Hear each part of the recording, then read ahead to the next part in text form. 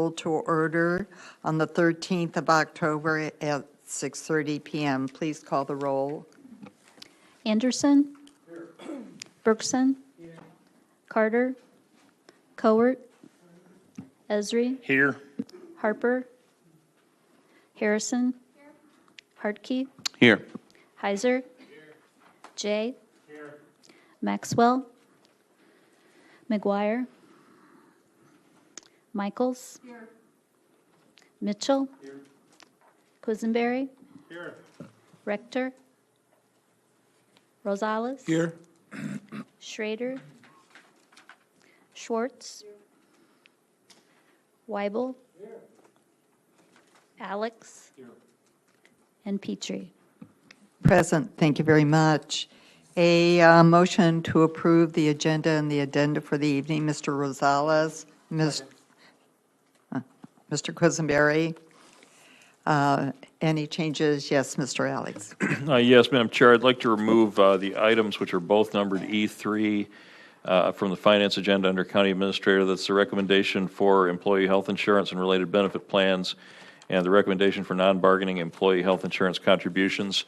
The Labor Management Health Insurance Committee made an original recommendation several weeks ago. However, they met again on Tuesday, and they will meet again on this coming Tuesday to revisit that recommendation. So until we have a final recommendation, there's no point in acting. The intent, as I understand it, is for them to make a recommendation in time for that to be brought to the full board meeting next Thursday. All right, thank you very much. And I would also note that from a budget standpoint, the two likely alternatives between which they are choosing are comparable in terms of the budget impact. So I don't think that would necessitate any delay in the budget process. All right, again, thank you. Any others? All right, seeing no others, all in favor say aye. Aye. Those opposed, nay. Thank you.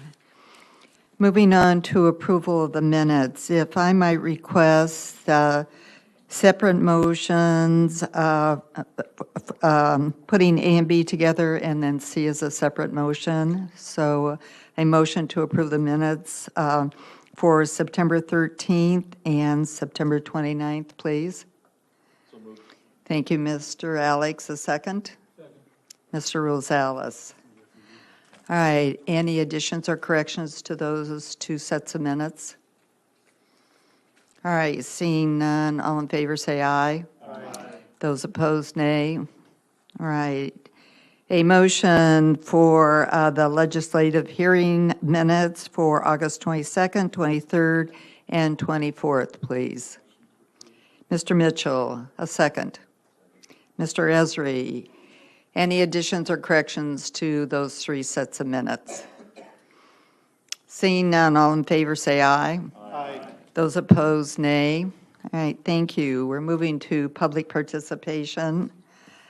So far, I have one slip for this evening, Amy Foster. And Amy, as you're walking up, just a reminder of our public participation rules of the county board. It's 5 minutes for each individual who speaks, and then it's a total of 60 minutes for public participation. And when you sit down, turn the microphone on so your words will be caught on the recording. Thank you. Thank you. In light of the agenda item that was pulled, pretty much what I was here to speak about, I have not got quite as much to say to you this evening. I do want the board members to know who do in the end have the final approval at the full board for whatever recommendation comes across, that there are currently 2 carriers, our current carrier Health Alliance and a new carrier, Aetna, that have been under discussion. Since our employees, and first let me introduce myself, I apologize. I'm Amy Foster. I'm a Champaign County employee. I'm a member of AFSCME Local 900, and I'm a taxpayer. It is my understanding that at this time, the proposals that are on the table, our current carrier is coming in considerably less. It's less in premiums to the county. It's less in premiums and visit billings to our employees that pay. I think it will have a negative effect on many people to switch carriers. From what I have heard in response from members of the local, members of FOP, and just other county employees in general, overwhelmingly the numbers I have received do not want to switch from Health Alliance. They think it would be irresponsible to go with a more costly carrier that does not have enough benefit to us to make that cost okay, particularly in light of the quarter-cent sales tax that you have on the ballot in November, asking people to pay more when they have an option that is perfectly acceptable and less does not seem to be good money management. And I would hope that should the recommendation that comes out of the next insurance committee meeting end up being Aetna, you would seriously take it into consideration when debating the issue and put extreme thought into your vote to approve or not to approve that recommendation. We'll see what happens when that time comes, and you might be hearing from me again. Thank you. Thank you, Ms. Foster. Are there any others in the room who would like to speak to the board this evening? All right, seeing none, I'll close public participation for this evening. Communications from the board. Mr. Quisenberry. Yes, I would like to mention that yesterday I was able to officiate at a program that recognized Mr. Kasich and his wife as citizens of distinction for Champaign County for the tremendous contribution they've made to our community. So it was my pleasure to be involved with that, and congratulations, Mr. Kasich.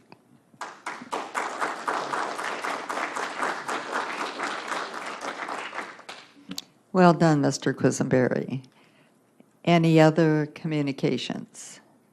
Mr. Snyder, do you have any communications this evening?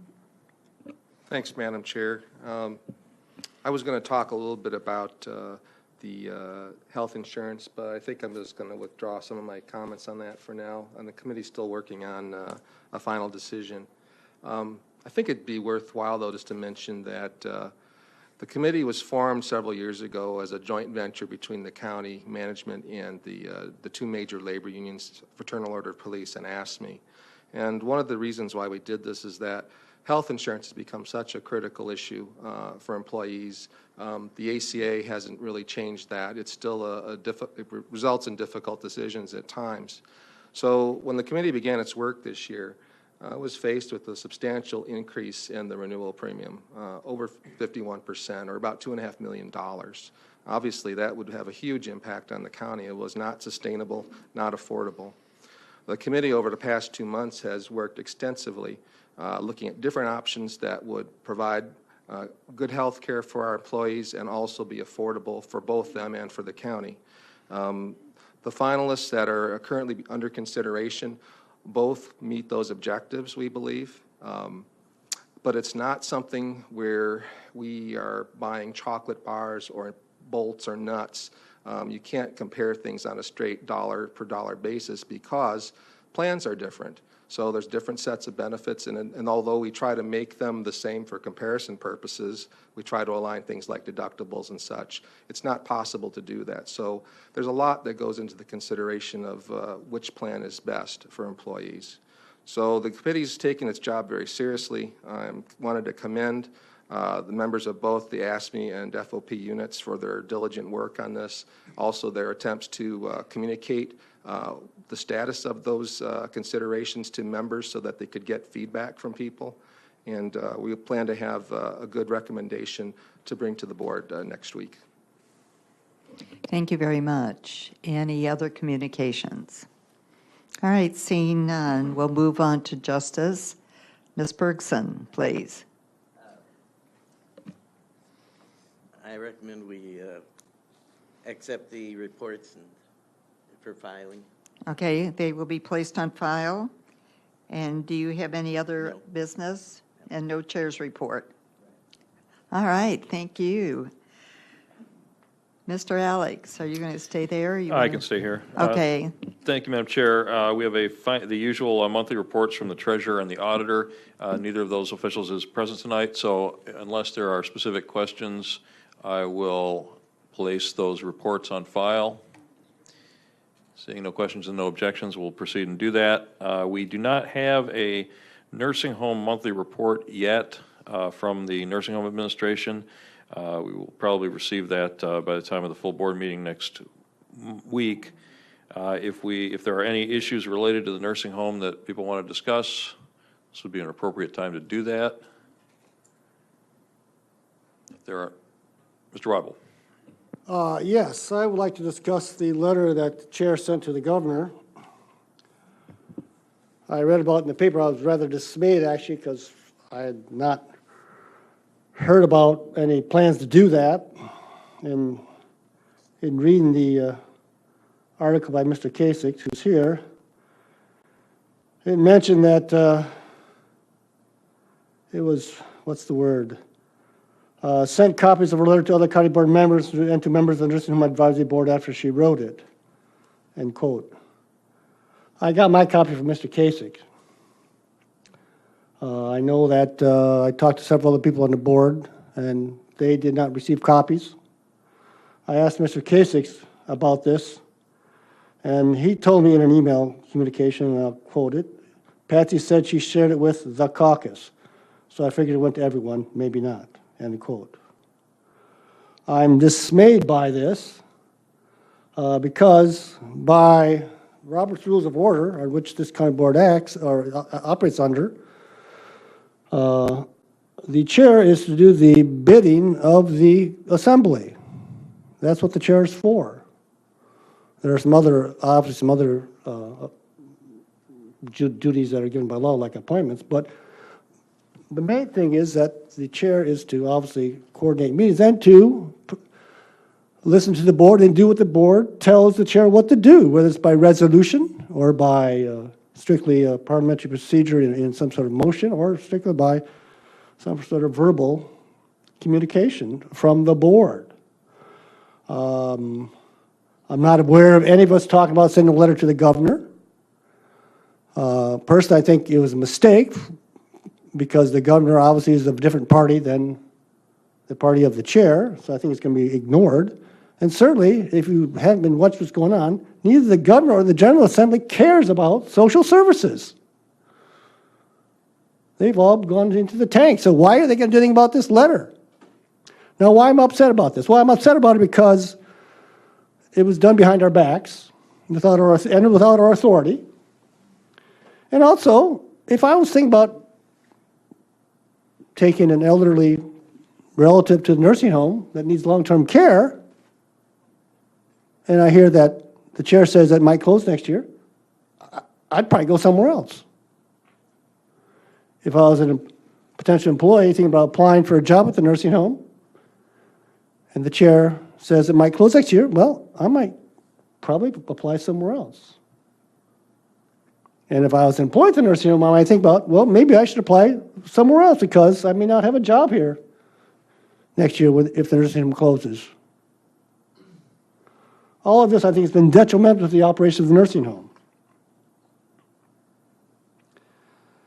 And even more dismayed, because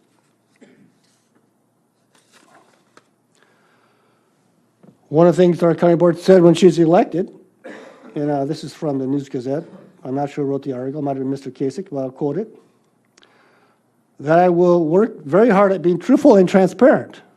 And you have not been truthful and certainly have not been transparent. Thank you, Mr. Weibel. Ms. Bergson? For the 6 years that I've been here, people have been talking about closing the nursing home. It's been discussed in the paper and on the radio. This is not a new thing, and people always say every time that we shouldn't discuss it because it will discourage employees and it will discourage people from going there. Therefore, we shouldn't discuss it. But, you know, if the situation gets bad enough, which is what she was talking about, we will have to consider it. That's all. Thank you, Ms. Bergson. Mr. Anderson. Thank you. While I agree with you that this could affect the application of new residents, new employees, and current employees, as far as staying there, one has to remember it can also have another effect as well, and that is to be honest with the people who would be impacted by this, potentially. As the letter laid out, the nursing home could get hit on this, so that new residents can make a informed decision, potentially. Current residents can make an informed decision if need be, along with any potential new employees and current employees. At least give them the information that they might need to make a decision if it were to occur. So it's not just in one direction to discourage, but also to inform and allow people to make a better decision. Thank you. Thank you, Mr. Anderson. Anybody else on this? Mr. Weibel. I'm sorry, Mr. Quisenberry. Then if we have no other first-timers, we'll go back to you, Mr. Weibel. Yeah, I'd like to add my name to the list of folks who did not have an opportunity to look at this before it was sent. I think we're all in a mode where we understand that words matter, and it's impossible for someone to speak from a position of authority and not have the implication that that authority goes with those words. And so I guess my concern is that I don't think if we discuss a resolution to send such a letter to the governor, I don't believe that this body would pass a resolution that would support that letter. And even if it did, there would be a wide-ranging opinion as to what would go into it exactly. So what the content of a letter like that would be agreed on by this body probably would not be what was sent. And so I am concerned that taking action that can be construed as that acting in the will of the board without at least consulting other members of the board, at the very least getting approval from the caucus chairs, the committee chairs, some kind of clarity that it is acting in the name of the board needs to happen, because words do matter, and there are a number of people on this board that are willing to fight and support this nursing home and keep it going. There are a number of options that could be approached if things become more dire that we could look at. And until those circumstances occur and those discussions happen, I don't think anybody singly on this board can say what is going to happen in the next 6 to 12 months. Thank you, Mr. Quisenberry. I'm going to go back. Sorry, Mr. Harkey. You may yield to Mr. Weibel, or you can go either way. Thanks. Yeah, I want to echo both what Pius and James have said. We've had discussions in the past of what the chair is allowed to put their name on. I'm not interested in that, but I am interested in the message it sends to the community that I think is hyper dramatic and has other goals. I completely agree. When we regularly hear criticism of MPA on two major issues from this board, the retention of employees and the maintenance of headcount, these kinds of actions only detriment our ability to fix both those problems. Whether it be open or not, the fact is that it hurts our ability to change those. So one of two things say there has to happen. Either these kinds of letters have to stop, or those who support these kinds of letters have to stop criticizing MPA for a failure in those two areas. The other thing is that I know that several members of this board and have had meetings with local legislators, and I myself in the last week have had meetings with both Scott Bennett and Carol Ammons on this specific issue, and they have several solutions that they're currently working on, meetings with members of DHS, meetings with Scott Gima, meetings with other local legislators. They're trying to do the work of seeing what they can do to maybe make this move faster. I think this kind of publicity and this kind of letter only hurts their ability to deal with that. Thank you, Mr. Harkey. Any other first-timers before I go back to Mr. Weibel? Mr. Jay. Well, I think that the time has come that we've got to quit kicking the can down the road. And that's exactly what we continue to do with the nursing home. We're going to have to face the facts. I don't know, I don't have the answers, Bias, but it's nothing wrong with the public knowing what's really going on. And it is serious, and we all know that. And if this letter does any good, great. If it doesn't do any good, great. But the fact of the matter is, we can't continue to kick the can down the road and do nothing. Thank you, Mr. Jay. I see no other hands, so Mr. Weibel. I'd like to agree with you, Mr. Jay. I agree with you, Ms. Berkson. I agree with you, Mr. Anderson. The point is, what she said did not come from the board. We've not talked about closing down the nursing home next year. We have no idea how she derived to say we have to close down next year. We have no idea what the thought process is. It did not come from the board, and it's supposed to. Thank you, Mr. Weibel. Anybody else on the non-nursing home monthly report? Seeing none, Ms. Petrie. Yes, just a couple of clarifications. I mustn't have been clear when Mr. Casey asked me questions. I had sent the letter to the two caucus chairs, and that's what I said. Second, I did not say the nursing home would be closed next year.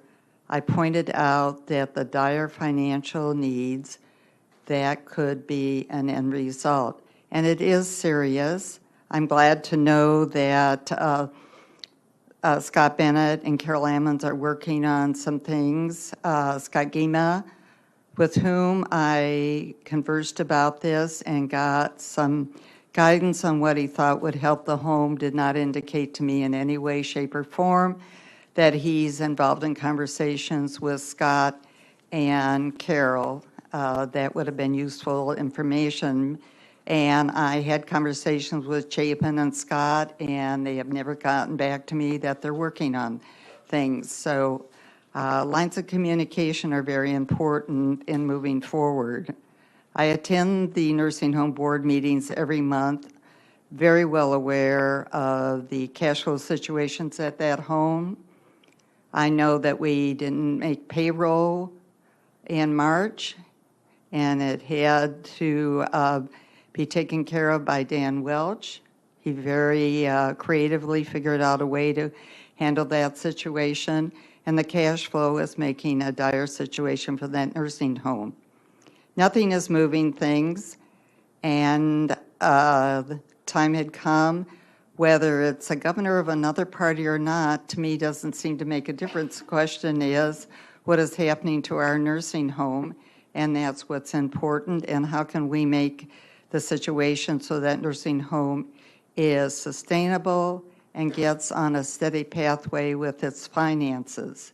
And that's the whole thing all of us should be working on. And the things that I have learned since that article was in the paper, another person posted online and gave far more detail of the problems in the hubs, which actually is very helpful information to better understand beyond what I was told by Scott and Chapin when I had the conversations with them, and what Scott Gima shares with me that's going on in the hang-up of at the hubs. That doesn't have anything to do with the flow of money coming from the state, which is $1.5 million.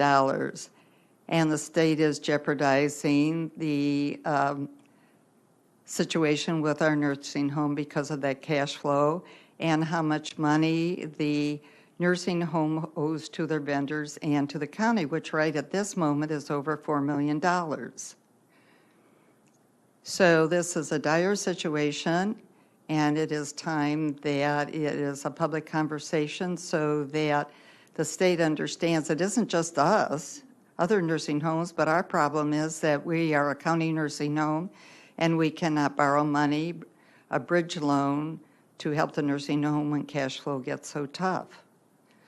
And so, quite frankly, I'm glad it's out in the public and that we do have these conversations, and so collectively we can figure out how we can keep this home alive and well. And as I said in my letter to the governor, this is an important safety net for this county. Thank you, Ms. Petrie. Mr. Heiser. I'm not going to repeat everything that was said, but I do want to make the point and also be on record saying that I did not see this letter before it was in the newspaper. That I think it does matter who the governor is when you're sending this letter, when our governor is someone who's made millions of dollars on buying nursing homes, gutting them, and then selling them. This is something that has happened over and over again. I don't see any way that this would help to send him a letter. I don't understand why that would be seen as a good idea.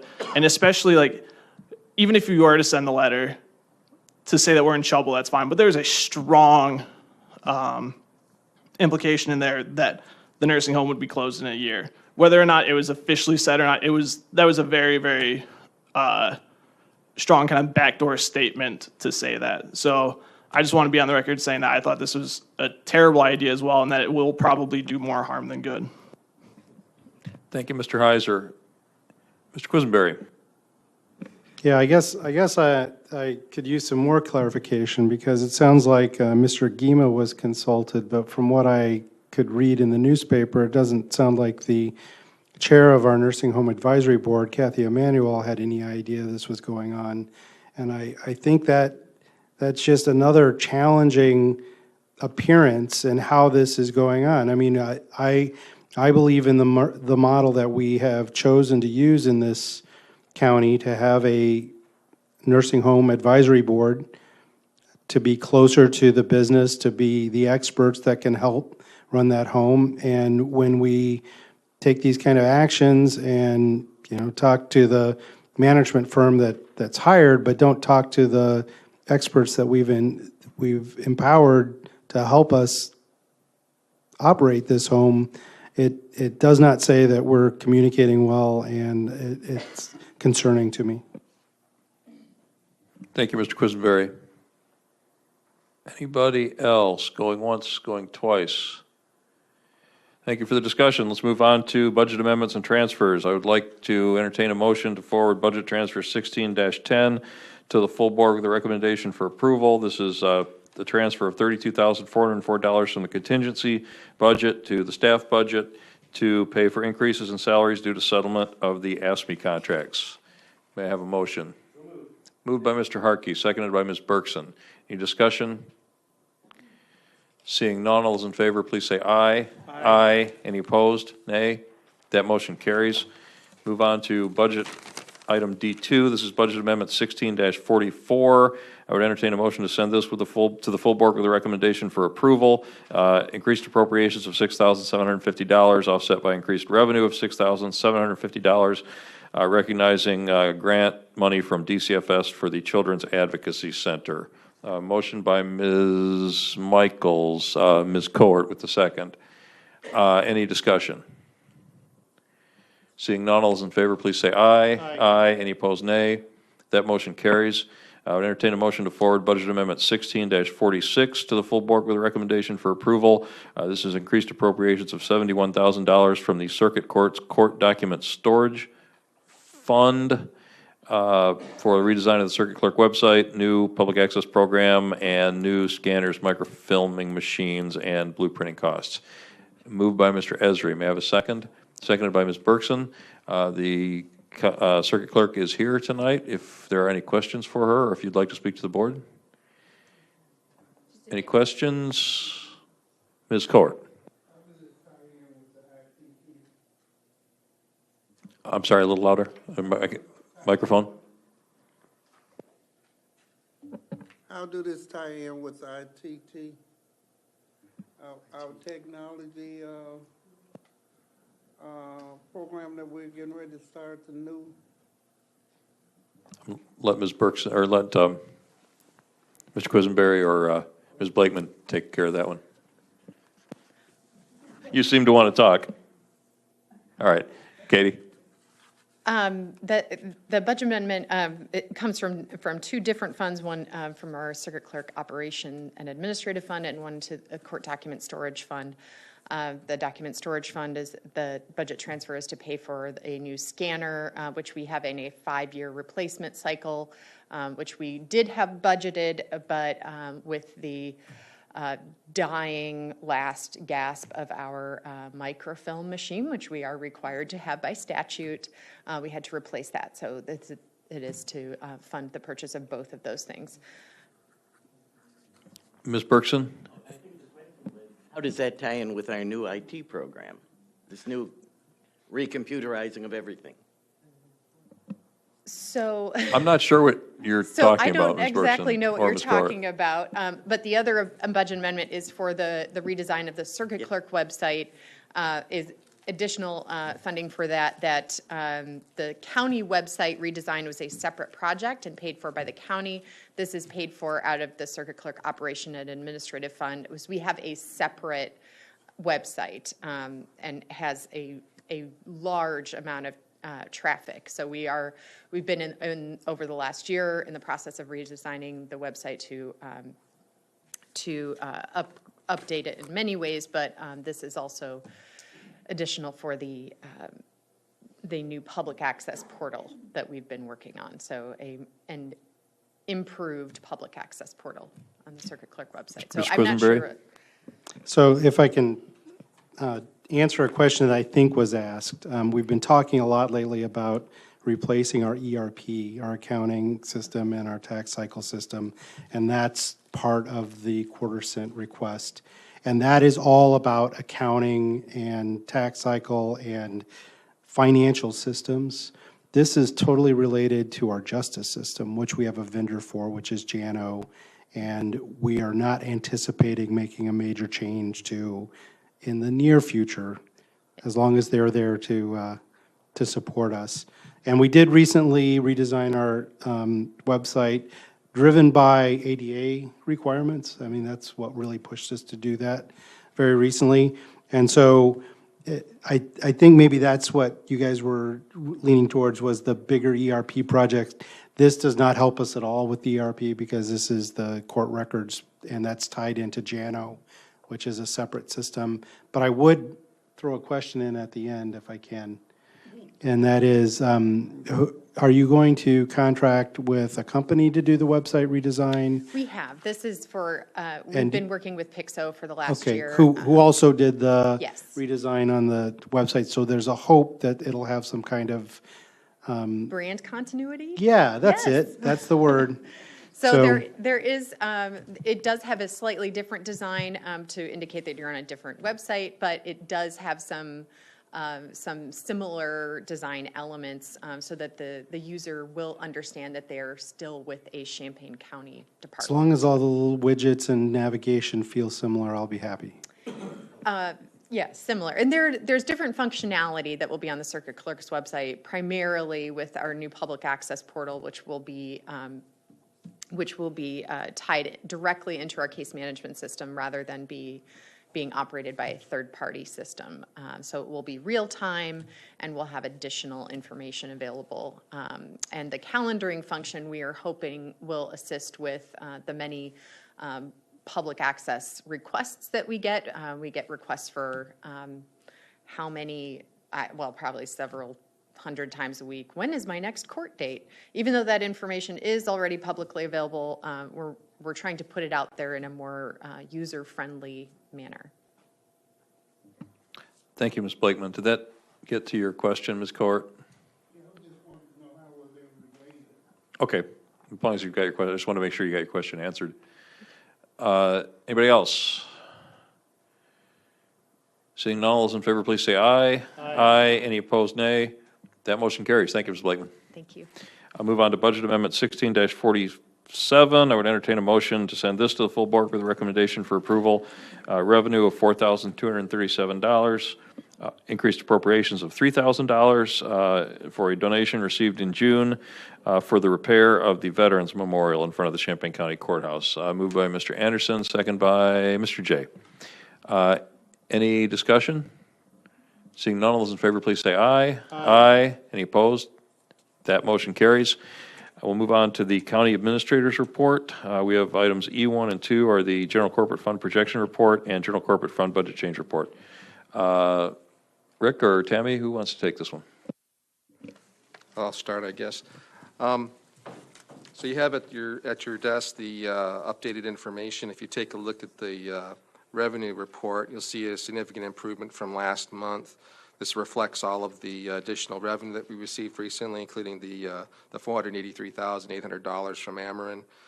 We've also adjusted this by the amount of the transfer to the nursing home, or the loan to the nursing home, because that's a balance sheet operation that's been pulled up from this. So see the bottom line number there is $143,831, which is significantly better.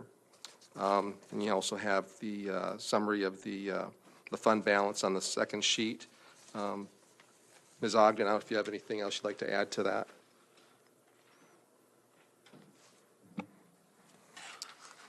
The change form reflects, since last month, the addition of the IT Chronos time clocks, the recorder's increase of revenue and expenditure for real estate activity, and also the receipt of the Ameren electric transmission line. I just wanted to elaborate briefly on what Mr. Snyder said about the transfer to the nursing home for the boiler replacement. Last month, I had included that on the expenditure summary as a transfer. However, after consulting with the auditor, this will actually be unbudgeted because, as Mr. Snyder mentioned, it's a balance sheet transaction. So it would only be reflected as an expenditure if the county determines that it would forgive this loan, and then it would be recorded as an expenditure in that fiscal year. Thank you, Ms. Ogden. Any other questions on these reports? Since we're on the subject and we didn't get to it during the nursing home report, can you give us an update on the nursing home boilers? I'm happy to say that earlier this week, the 4 new boilers were fired up for the first time. The temporary boiler has already been removed and it's been sent back to the rental company, so we have heat at the nursing home. The project's been completed ahead of schedule, and they did a really great job in coordinating all the different work for the demolition of the old boilers and installing the new ductwork and getting the new systems in. So look forward to many years of service with the new boiler, since now it's all been done correctly. Thank you, Mr. Snyder, and thanks to everyone who was involved in that project. That sounds like it came together in a hurry, and I'm glad we were able to find the funding for it, but even more glad that it sounds like that was completed successfully, and we're back up and running. So thank you. I'll place those 2 reports on file, and we'll move on to item E4. I would entertain a motion to send a recommendation to the county board to receive and place on file the fiscal year 2017 tentative budget. So moved. Moved by was that you, Mr. Harkey? Yes, sir. And seconded by Ms. Bergson. Any discussion? Rick, did you or Ms. Ogden or Mr. Snyder, do you want to speak to this? So we all sort of know what's in here. We've all seen this several times already. I don't know if there's anything I really need to add at this point. Tammy, do you have anything? No? Okay. I think we're good. Any discussion? As I said before, we may see a change in the recommendation from the Labor Management Health Insurance Committee that may affect us slightly, but I believe the dollar amount we were looking at in terms of difference between the 2 plans was on the order of $90,000. So that we could see potentially a change on that order. But I don't think that's significant in the overall budget. I believe the total might be for the county around that number, but I think for the general fund, it's probably about half of that. Oh, that's correct. Yeah, thank you. That was the entire county. Yeah. So, yeah, maybe a $45,000 change to the general fund. Mr. Quisenberry.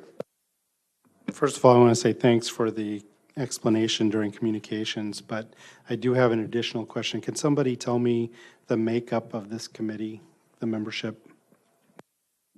I'm on that committee, so I should be able to do that. It's basically half representatives from the bargaining units and half representatives from management, with 2 county board members. myself, and is it Mr. Harper. Harper? Sorry, he's been absent the last couple of meetings because he's been in the field. And Ms. Bergson serves as an alternate. And obviously, Mr. Snyder and Ms. Ogden. Are you on the committee? You're on the committee. I should be able to give you a list. And we Rick, can you also do a have better our- job than I have? I think you've got everything. I think we also have our insurance specialist, Debbie Heiser, who also participates on the committee. And John Melikowski, who is our essentially benefits consultant, insurance consultant, is essentially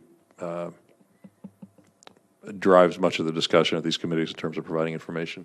Mr. Quisenberry. And so how many members that represent the bargaining units are on that committee? Do you remember the answer, Rick?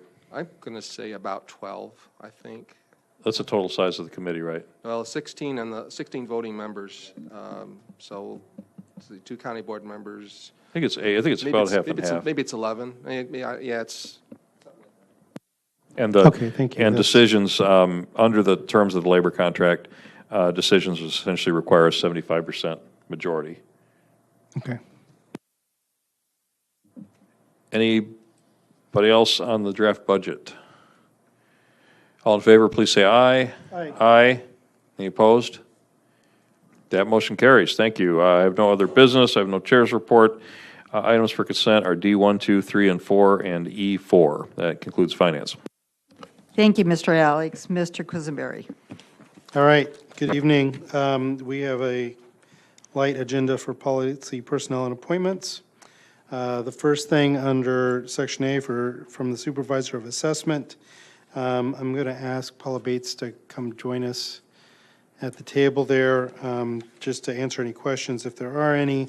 I would first entertain a motion to send the Sales Analyst Office Manager and the Appraiser Analyst position to Job Content Evaluation for review and evaluation.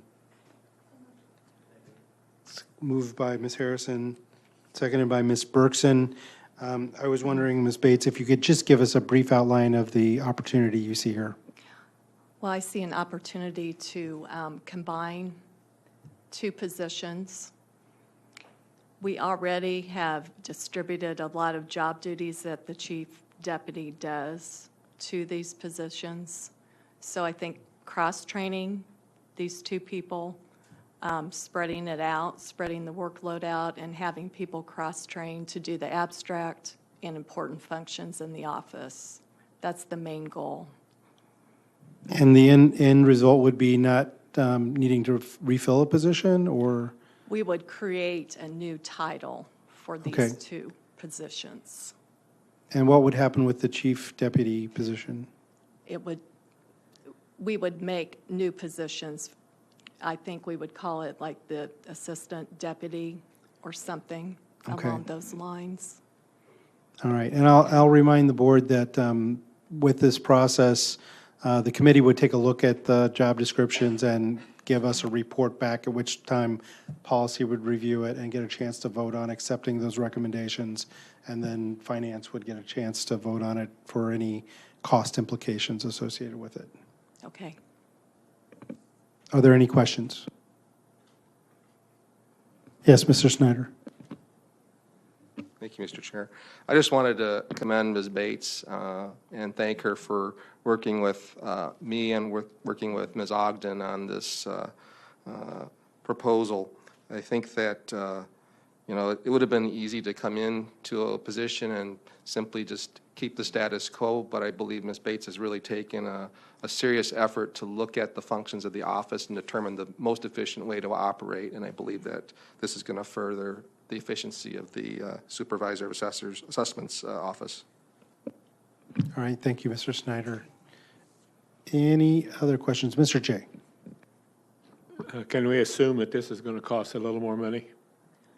No, it should actually save money. That's a good girl. Thank you. Thank you. Thank you. All right, and that would be because if we don't need a chief deputy and have 2 staff members instead, they'd be hired in at a lower rate, potentially. We'll see when the recommendation Right. comes back what that really means. All right, seeing no other conversation, all those in favor say aye. Aye. Any opposed say nay. That passes. And that goes directly to job content evaluation, and their recommendation will come back to the COW. Next, you have a report from the county clerk for September. The clerk is not here. I could pretend to answer questions for that, but I don't see any questions, so we'll just accept that and place that on file. You also have, we'll move on to the county administrator area. You have the Administrative Services Monthly Report for September. Are there any questions for Mr. Snyder? Seeing none, we'll accept that and place that on file. Next, we'll move on to a recommendation for the county property liability and workers' compensation insurance policies. First, I'd like to have a motion that we send that to the full board. Mr. Esri moves. Seconded by Mr. Rosales. Any questions? I'm sure Ms. Ogden can answer questions if people want to know more about this. I did ask earlier, I think it was last week, whether this is a net increase, which I believe is around 5% if you average them all out. I did ask if our current planning for budget would take that into account and was assured that it would. So if there are any detailed questions, now would be the time to ask them. Mr. Snyder. Also wanted to introduce our insurance specialist is here, Debbie Heiser, along with representative from Diamond Brothers, our insurance broker. I think you're all well acquainted with them. So here to answer any questions you may have about our renewals. Mr. Weibel. I noticed that for the nursing home, you have pollution insurance. Could you tell me what that is and why just the nursing home? When the nursing home was built, there was a mold issue. Oh. And so what this pollution coverage does is it's actually mold coverage with third-party damages. So if any of the residents get sick and it's found that the cause is mold, you have coverage. And how long will we carry this? This is a board determination. You guys are 5 years out. Okay. And we've carried this for 5 years. The statute of limitations on most things is 7 to 10 years in the state of Illinois. So maybe 5 more years might be good. Whatever you feel is appropriate. At this point, we have not had any incidents come up, and all of the reports from the health and safety people that go around and actually check for mold have been clear. So I would recommend keeping it because you are dealing with the elderly, and you want to make sure that they're being properly covered. Would this also cover, say, by some chance, new mold is introduced? Yes, it would cover the cleanup of that mold and the Or like remediation. Legionnaire's disease? I don't think is Legionnaires from mold? No. Well, it's caused by mold in the air conditioning system, so. I think it's actually caused by bacteria. It's bacteria, okay. Like all right, okay, all right. Legionnaires isn't from mold, but Nice try, though, Pius. he tried to throw me one. I was not having it tonight. Other questions? I don't see any other questions, so thank you. And all those in favor say aye. Aye. Any opposed say nay. Okay, that passes unanimously as well. That is the last item on the agenda. For the chair's report, I do want to give you a heads up that in November, I'm hoping to bring a resolution to you all that would, for the past several years, or for as long as I've been on the board, probably for a longer period of time, the county board has appointed 2 members to participate with the Economic Development Corporation. And that has historically been a Republican and a Democrat. Right now, it's myself and Max Mitchell. With sunsetting on my time on the board, I have discussed with Max and with Rick Snyder and with a few others the possibility of changing our model for participating in the Economic Development Corporation to the county board sending our county administrator to be, to sit on that board. That's what a number of the municipalities do. They send their professional staff members. I was set down this path when I learned during the search process of Rick's past involvement in economic development. I'd like to see the county have more depth of involvement in that and more traction and get more out of it on the flip side of that. So I'm going to bring a resolution to that effect, and I hope you'll consider we can discuss it then on its merits. And that's all I have, Ms. Petrie. Did you designate what's going on the consent agenda? That would be C2. All right, thank you. Any other business for this evening? All right, seeing none, a motion to adjourn, please. Mr. Alex, a second? Mr. Rosales, we're adjourned. Have a good weekend.